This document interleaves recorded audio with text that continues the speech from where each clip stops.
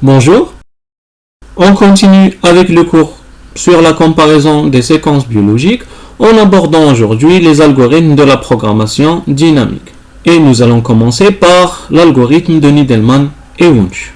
Cet algorithme permet de réaliser un alignement global entre deux séquences nucléiques ou protéiques et il est appliqué lorsque l'on sait au préalable que les séquences sont soit de fonctions similaires, soit qu'elles sont homologues ou bien qu'elles ont des tailles assez proches. Son principe consiste à choisir au préalable une matrice de score initial qui correspond aux deux séquences. Ensuite, les deux séquences comparées qu'on appellera SI et SJ qui ont des tailles M et N respectivement soient placées de manière perpendiculaire dans un tableau, comme on l'a vu précédemment pour les matrices de points. Ensuite, on calcule les scores de chaque case du tableau, en commençant par le score de la cellule initiale ayant les coordonnées 0, 0, et jusqu'à arriver à une dernière cellule ayant pour coordonnées M et N. Pour calculer les scores élémentaires de chaque cellule, à chaque fois, on va choisir le score maximal entre trois scores possibles. Ces trois scores possibles correspondent aux trois mouvements possibles à l'intérieur de la matrice. Le premier mouvement correspond à un mouvement en diagonale qui va correspondre soit à un match ou bien à un mismatch, c'est-à-dire une substitution. Le deuxième mouvement correspond à un mouvement à droite, à l'horizontale, qui correspond à une insertion dans la première séquence et à une délétion dans la deuxième séquence. Et le troisième mouvement va se situer à une troisième case qui est avoisinante à la verticale. Ce mouvement va correspondre à une insertion dans la deuxième séquence et à une délétion dans la première séquence. Le score d'une cellule aux coordonnées IJ va être calculé à partir des scores des trois cases voisinantes selon l'expression suivante. Donc, le score sera le score maximal entre trois scores possibles. D'abord, le score élémentaire de la case précédente à la diagonale, plus le score élémentaire dans la matrice initiale de la case elle-même, ou bien le score de la case voisinante en haut, plus une pénalité, puisqu'il s'agit d'un mouvement causé par une insertion-délétion. Et le troisième score correspondra à celui de la case avoisinante à la verticale, plus toujours une pénalité, puisqu'il s'agit d'un mouvement dû à une insertion-délétion. Prenons un exemple illustratif de l'application de l'algorithme de Needleman et Wunsch avec les deux séquences suivantes, qu'on appellera S1, S2, qui ont des tailles M et N égales et égales à 8. Toutefois, il faudra noter qu'on peut comparer des séquences ayant des tailles différentes. La première étape de l'algorithme est de choisir la matrice de score initial. Pour notre exemple, on va choisir une matrice d'identité simple où l'on va donner un score de 1 lorsqu'il s'agira d'un match, de 0 lorsqu'il s'agira d'un mismatch, c'est-à-dire d'une substitution, de moins 1 lorsqu'il s'agit d'un gap causé par une insertion-délétion. Ensuite, la deuxième étape consistera à créer ce qu'on appelle une matrice transformée. Pour cela, la matrice initiale constituée avec la séquence S1 disposée horizontalement et la séquence S2 disposée verticalement est transformée par l'ajout d'une colonne et d'une ligne, ce qui va créer de nouvelles positions avant les deux séquences, ce qui va correspondre au gap éventuel provoqué par les indels qui apparaîtront dans S1 et S2 avec l'apparition d'une nouvelle cellule ayant les coordonnées 0, 0. Ensuite, on va calculer les scores de la première ligne et de la première colonne. Ces scores vont correspondre à un mouvement dû à une insertion délétion, qu'elle soit à l'horizontale ou bien à la verticale, puisqu'on a dit précédemment que le match ou bien le mismatch correspond toujours à un mouvement en diagonale. Donc, pour calculer le score de chaque case, on va partir du score de la cellule voisine. Alors, pour cette case, son score va correspondre à la somme de cette case plus son score à elle qui est de moins 1 puisqu'il s'agit d'un mouvement pénalisant dû à une insertion délétion. Ensuite, on va continuer à bouger horizontalement jusqu'à arriver à la dernière case et on calcule à chaque fois le score comme expliqué précédemment. Par exemple, pour le score de cette case, son score sera égal à la somme entre le score élémentaire de cette case qui est de moins 7 plus son score ou bien sa pénalité d'insertion délétion qui est de moins 1. Donc moins 7 plus moins 1 est égal à moins 8. Et on va faire la même chose à la verticale. Par exemple ici, le score de cette case correspond au score élémentaire de la case précédente qui est de moins 7 plus sa pénalité due à l'insertion délétion qui est de moins 1. Donc c'est égal à moins 8. Et remarquez qu'à chaque fois, j'indique avec une flèche la case voisinante à partir de laquelle on a calculé le score de la case.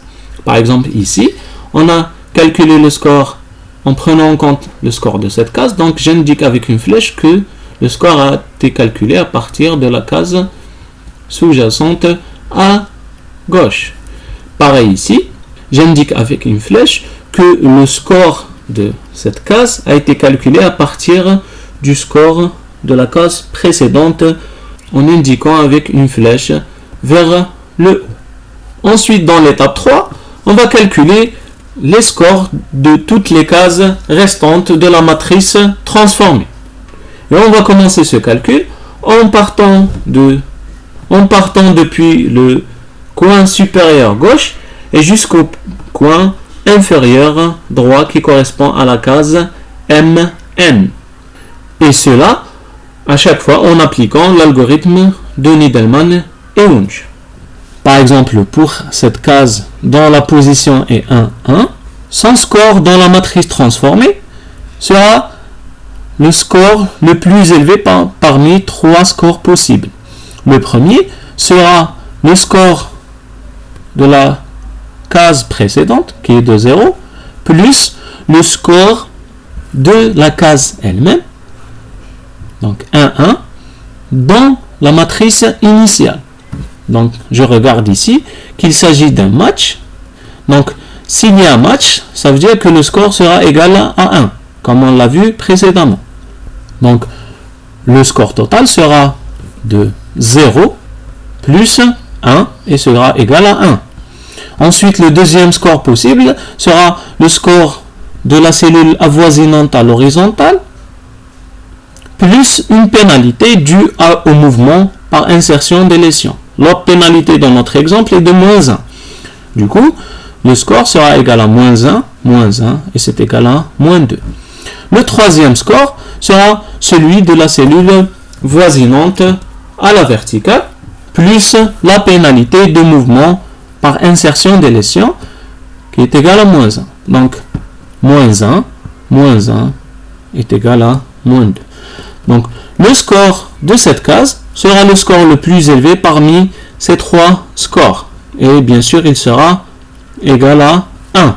Donc, je vais noter 1 et je vais indiquer avec une flèche la cellule dont j'ai utilisé le score pour calculer le nouveau score. Ici, j'ai utilisé le score de cette case-là. Donc, je vais indiquer dans sa direction avec une flèche qu'il s'agit en fait d'un score calculé à partir de son score à elle. Et je continue à remplir de la même manière toute la matrice jusqu'à obtenir tous les scores élémentaires de la matrice transformée jusqu'à arriver à la dernière case qui correspond aux coordonnées M et N. Par exemple, cette case-là a été calculée en choisissant le score maximal entre le score de cette case auquel on additionne le score de cette case dans la matrice initiale.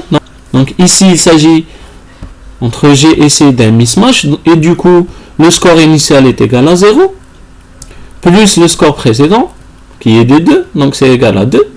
Ensuite, le deuxième score, c'est le score de cette case-là, plus une pénalité, donc 1 moins la pénalité qui est toujours de moins 1, donc le score est égal à 0. Ensuite, enfin, le dernier score est égal au score de cette case, qui est de 4, plus une pénalité, toujours de moins 1, donc le score sera de 3. Et du coup, le score de cette cellule sera égal au maximum, qui est de 3, et j'indique avec une flèche la direction de la cellule dont le score a été employé pour calculer le score de la nouvelle case. Dans notre exemple, il s'agit de cette cellule-là, et donc je note une flèche vers le haut. Ensuite, on trace le parcours de la matrice transformée en commençant en bas à droite, c'est-à-dire en commençant de la case n plus 2, n plus 2, jusqu'à la cellule initiale dont les coordonnées sont 0, 0. Et cela en suivant les flèches indiquées dans les cellules. Par exemple ici, donc je commence par la dernière case, en bas à gauche, et je suis les flèches. Ici, la flèche est en haut. Ensuite, elle va en diagonale, en diagonale, en diagonale, et je continue jusqu'ici. Ensuite, la flèche tourne à gauche, puis se dirige à la case 0, 0. Donc, le parcours s'arrête lorsque je rencontre la case initiale 0, 0.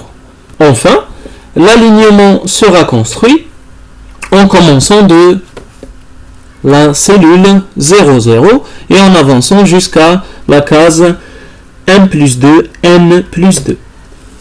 Et à chaque fois, le sens des flèches va correspondre aux différentes situations ponctuelles. Lorsque je vais rencontrer une flèche diagonale, cela va indiquer soit un match, et donc une identité ponctuelle entre les deux séquences, ou bien un mismatch, c'est-à-dire une substitution entre les deux séquences à la même position. Par exemple ici, la flèche diagonale indique une identité entre les deux séquences dans la première position 1, où on va trouver A qui correspond à A. Ensuite, je suis toujours le parcours. Si je rencontre une flèche horizontale, cela va indiquer que la délétion s'est produite dans le sens de la flèche, c'est-à-dire qu'il y a eu une délétion au niveau de la séquence 2 et qu'il y a eu insertion dans la séquence 1. Ce qui signifie que en face de C, il y a un gap dû à une délétion dans la deuxième séquence et à une insertion de C dans la première séquence. Ensuite, je suis toujours le parcours pour construire l'alignement. Ici, la flèche est en diagonale, ce qui correspond à une identité entre les deux séquences à cette position. Ensuite, vous avez toujours une identité entre les deux séquences. Ensuite, je continue le parcours et cette fois-ci, la flèche est toujours une diagonale, mais cette fois-ci, cela va signifier qu'il s'agit d'une substitution au niveau de la position numéro 4 de la deuxième séquence et de la position 5 de la première séquence. Et donc, on va trouver ici G et ici un A. Ensuite, dans la position suivante, on va toujours trouver un mismatch qui correspond à une substitution entre A et C chez les deux séquences. Ensuite, vous avez une identité ponctuelle. Ensuite, vous avez une identité toujours ponctuelle. Ensuite, vous avez ici, à la dernière case, une flèche verticale tournée vers le haut, ce qui correspond à une délétion dans le sens de la flèche. Ça veut dire qu'il y a eu une délétion au niveau de la séquence 1 et qu'il y a eu une insertion au niveau de la séquence 2. Ce qui veut dire que C va faire face à un gap. Ce qui veut dire qu'il y a eu insertion de C dans la deuxième séquence et délétion au niveau de la première séquence. L'alignement optimal mesure donc 9 positions et est constitué de 5 matchs, de 2 mismatchs et de 2 gaps. Et le score de l'alignement optimal va toujours correspondre à la valeur du score élémentaire de la dernière cellule, à savoir n plus 2, n plus 2, qui est de 3. Je vérifie ça par le calcul. Il s'agit de 5 matchs fois 1, qui est le score élémentaire, plus 2 mismatchs fois 0, plus 2 gaps dont la pénalité est de moins 1. Donc, le tout va vous donner 3. Ce qui correspond à un pourcentage d'identité égal à 33%. Dans le cas des protéines, l'application de l'algorithme de Needleman et Wunsch est presque identique, avec quelques différences, notamment au niveau de la matrice initiale. Si je prends un nouvel exemple, avec les séquences P1 et P2, dont les tailles M est égale à 7 et N est égal à 6, pour la matrice de score initiale, elle sera remplie à partir d'une des matrices de substitution qu'on a vues précédemment. Alors, dans cet exemple, j'ai choisi d'utiliser la matrice Blossom 62. Donc, pour chaque case élémentaire de la matrice initiale, on va prendre les valeurs à partir de la matrice Blossom 62. Une fois que c'est rempli, la matrice transformée est calculée comme décrit précédemment. Pour cet exemple, la pénalité insertion délétion est de moins 3. Donc je commence toujours par initialiser la matrice transformée en rajoutant une colonne et une ligne. Ensuite, je calcule d'abord les scores des premières cellules horizontales et verticales.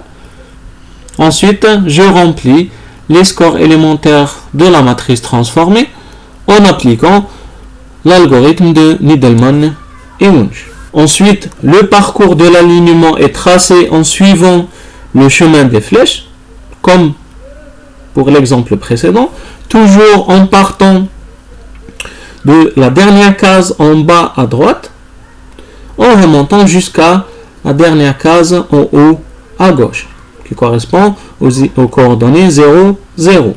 Dans cet exemple, le parcours va donner cette fois-ci 2 chemins possibles à partir de la position 2, 3.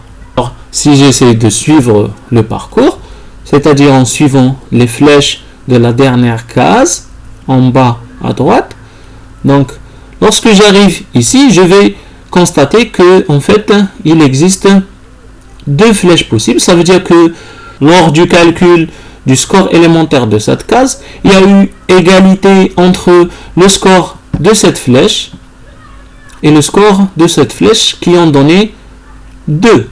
Et du coup, on a placé ces 2 flèches qui correspondent à 2 parcours différents qui vont donner 2 alignements optimaux différents.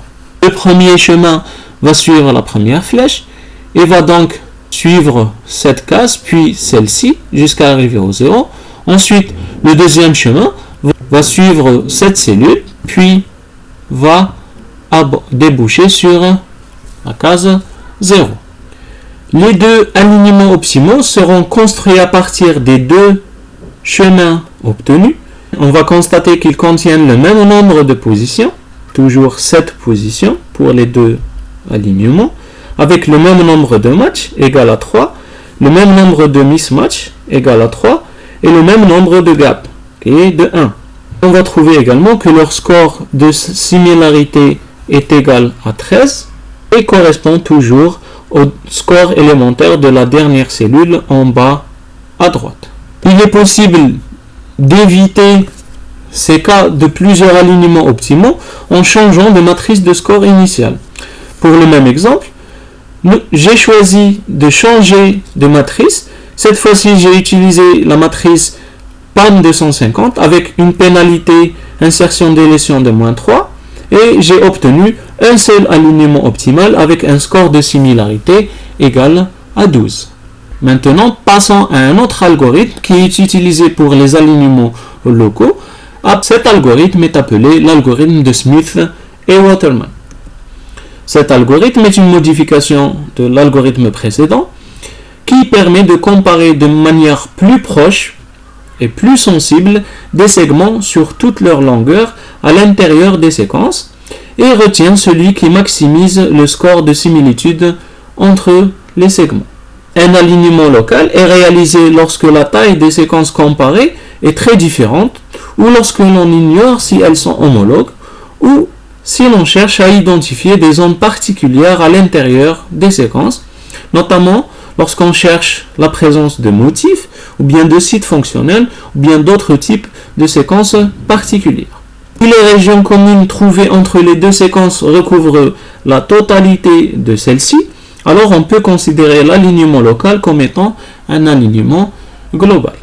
Cet algorithme est très similaire à celui de Needleman et Wunsch, à la différence que n'importe quelle case de la matrice de comparaison peut être considérée comme point de départ pour le calcul des scores, contrairement à ce qu'on a vu dans l'algorithme de Needleman et Wunsch, où le point de départ doit être toujours ici. Ensuite, cet alignement local sera représenté par un chemin qui continue dans la matrice tant que le score est supérieur à 0. Cela veut dire que tous les scores de la matrice transformée sont positifs. Si je prends l'exemple des deux séquences nucléiques précédentes et la matrice de score précédente, où l'on a eu le match égal à 1, le mismatch égal à 0 et le gap égal à moins 1, les étapes de cet algorithme vont commencer toujours par l'initialisation de la matrice transformée. Donc d'abord, la première ligne et la première colonne de la matrice transformée vont être ajoutées. Donc on va avoir une taille n plus 2, n plus 2. Mais cette fois-ci, la matrice sera initialisée par des zéros. Ça veut dire qu'on va placer des zéros sur la première ligne et la première colonne. Comme ça, l'alignement pourra commencer n'importe où sur les deux séquences. Ensuite, on calcule la matrice transformée en la parcourant toujours depuis le coin supérieur gauche et jusqu'au point inférieur droit, en attribuant à chaque cellule de la matrice la valeur correspondant au maximum de 4 scores différents. Ces scores seront d'abord le 0, ensuite ça sera soit le score de la case précédente à la diagonale plus le score initial de la case dans la matrice initiale de score, ou bien le score de la case précédente à la verticale plus un score de pénalité, plus une pénalité, ou bien le score de la case précédente à l'horizontale plus une pénalité. Vous constaterez que en rajoutant ici le 0, on va être sûr que le score sera toujours positif. Troisièmement, le parcours de l'alignement local est tracé en suivant les flèches tracées dans la matrice, et cette fois-ci à partir de la cellule ayant le score maximal de la matrice transformée, quelle que soit sa position, et jusqu'à arriver au 0. Pour tracer le parcours, on va chercher dans la matrice le score le plus élevé. Ici, c'est cette case-là qui va avoir le score le plus élevé, égal à 4. Et on va construire l'alignement à partir de cette case en suivant les flèches. Et l'alignement va s'arrêter lorsqu'on rencontre un 0. Il est possible donc de trouver plusieurs alignements locaux à l'intérieur de la même matrice transformée si le score maximal se répète à plusieurs endroits de la matrice transformée. Mais dans notre exemple, il existe un seul alignement local qui commence à la position 8, 7 des deux séquences avec un score maximal égal à 4 et se termine à la position 3, 2 des deux séquences. Ce score va être également le score de l'alignement optimal. L'algorithme de Waterman et Smith va s'appliquer avec les mêmes étapes pour l'alignement local des séquences protéiques. Ainsi, pour les séquences précédentes P1, P2 et la matrice de score Blossom 62, la matrice transformée sera comme suit. Remarquez qu'il n'y a pas de flèche dans les cellules avec un score de 0, en effet, elles ne peuvent pas faire partie du parcours et donc de l'alignement. Toujours dans cet exemple, le parcours commence par le score maximal de la matrice. Dans ce cas, c'est 13 et il est situé dans cette case-là. Et suit les flèches pour donner deux chemins différents à partir de la position 3, 2. Pour se terminer toujours à la position 0, 0. Les deux alignements optimaux résultants couvrent donc la totalité des deux séquences. Le résultat obtenu est un exemple de cas dans lequel l'algorithme de Waterman et Smith donne le même résultat que celui utilisant l'algorithme de Needleman et Wunsch. En dehors des méthodes de la programmation dynamique, d'autres méthodes d'optimisation alternatives sont développées. Par exemple, les méthodes de l'arbre des suffixes ou bien celles basées sur la transformation de Burrows-Wheeler, ainsi que les méthodes des mots, celles utilisées par les logiciels FASTA et BLAST.